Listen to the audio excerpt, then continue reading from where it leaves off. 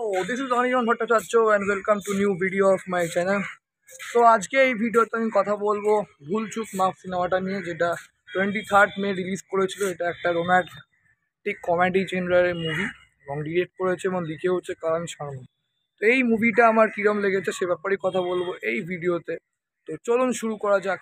তো যদি এক কথায় বলতে আমার সিনেমাটা কীরকম লেগেছে, এক কথায় বলতে গেলে আমার সিনেমাটা দারুণ লেগেছে। ইয়েস, আমি রাজকুমার রাও লাস্ট যে সিনেমাটা ওই কি ভিকি ভাইব থাকা ও বলা ভিডিও, ওটা আমি দেখিনি। ক্লাইম্যাক্সটা দেখছিলাম তোমার ওই সেট ম্যাক্সে এনজয় করছিলাম, বাট এটা দেখলাম তোমার হলেই দেখেছি বলবো।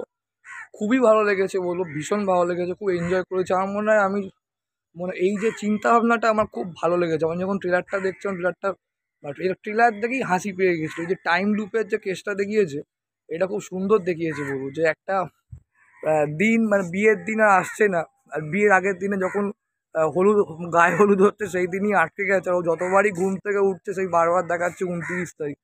তো এই চিন্তাভাবনা টাইম লুপের কেসটা আমার মনে হয় বলিউড সিনেমাতেই প্রথমবার। তো খুব ভালো হয়েছে বলবো।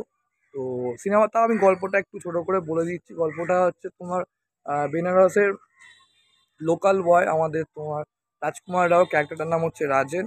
আর নায়িকা হচ্ছে সবাই জানি আমরা ভূমিকা গাব্বি, যে ফার্স্ট সিনেমা করেছিল বেবি জন, সেকেন্ড মুভি করছে। ক্যারেক্টারটার নাম হচ্ছে তিতলি। এরা দুজনকে খুব ভালোবাসে। এবার নায়িকার বাবা চায় যে যত তাড়াতাড়ি সম্ভব যদি নায়ক সরকারি চাকরি জোগাড় করতে পারে তবেই নায়িকার হাত নায়কের হাতে দেবে, নইলে বিয়ে হবে না, ফোটো। এই হচ্ছে গল্প। এইবার ও ভগবানের কাছে প্রার্থনা করে যে ভগবান যদি 2 মাসের মধ্যে আমাকে সরকারি চাকরি জুটিয়ে দাও, তো আমি তার বিনিময়ে প্রতিশ্রুতি দিচ্ছি চাকরিটা পেলে আমি করবো। আমি সেটা বলছি না যে ও কী প্রতিশ্রুতিটা দিয়েছে, তাহলে সিনেমাটার যে মজাটা নষ্ট হয়ে যাবে, এটা হচ্ছে ব্যাপার। কিন্তু এইবার ও ওই মানে কী হয়, ওই 2 মাসের মধ্যে তো সরকারি চাকরি পেয়ে গেছে। এবার কীভাবে সরকারি চাকরি পেয়েছে সেটা আমি সিনেমাটা দেখলে বুঝতে পারবেন, কারণ 2 মাসে তো সরকারি চাকরি পাওয়া যায় না, ওই চিটিংবাজি, এই হচ্ছে ব্যাপার। তো যাই হোক, সরকারি চাকরিটা জোগাড় তো করতে পেরেছে, সেটা নয় ঠিক আছে বলবো, খারাপ না। কিন্তু প্রবলেমটা হয়েছে সবচেয়ে বড় কথা, ওর বিয়ের দিন আর আসেনি।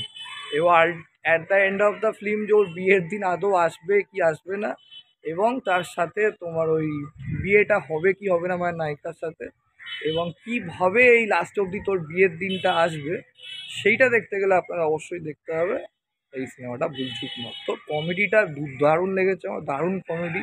কারণ শর্মা খুব সুন্দর করে টাইম লুপের মানে ব্যাপারটা দেখিয়েছে। বারবার ঘটে যাওয়া জিনিসগুলো বারবার ওর সাথে ঘটছে, ডে বাই ডে। মানে দেখাতে চাইছে যে দিন কিন্তু বিয়ের দিন চলে এসছে, কিন্তু তাও যখন ঘুম থেকে উঠছে 29 তারিখই দেখাচ্ছে।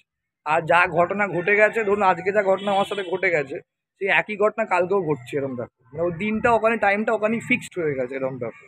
আর সেটা ভগবানই করেছে। ভগবান কেন করেছে সেটা সিনেমাটা দেখলে আপনি বুঝে যাবেন। ইচ্ছে করেই ওর সাথে করেছে, এই হচ্ছে ব্যাপার।